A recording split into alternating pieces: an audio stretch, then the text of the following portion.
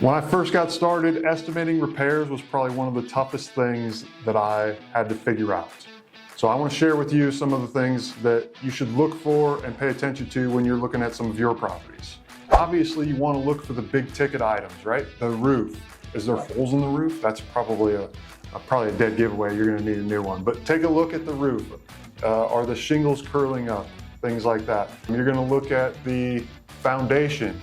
Are there cracks in the foundation? Is the wall bowing in? Has the blocks shifted laterally? Other big ticket items like the furnace, the air conditioner, check the age of those things. If they're 40 years old or they look like they're, just came out of a cave, you're probably going to want to be aware that you're going to need to fix those things. Always, always, always look for the big ticket items.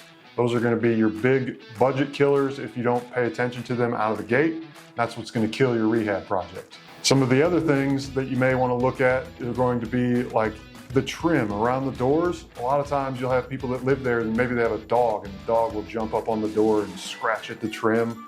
And if you're not paying attention to that stuff, when you fix up the property and you go to paint over that trim, now it's still all scratched up and you try to sell it to an end buyer, they want a quality product, not a painted over dog scratched trim product. So look for the little things as well. Those are typically the ones that are going to surprise you at the end. And let me tell you about the end a little bit. Your buyer is likely going to have a home inspection. And I promise you, it doesn't matter how hard you try, that home inspector is always going to find something. And it's going to be little. You're going to be like, I can't believe you're even picking that out.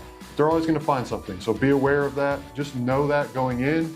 When you're budgeting for things like that, know when you're selling it, they're going to likely ask for something. Even if it's just a little bit of a, caulk around the window or paint this window trim or something small like that. They will always find a little something. At the end of the day, just be as detailed as you can. Put a little bit of contingency into your budget and you should be fine.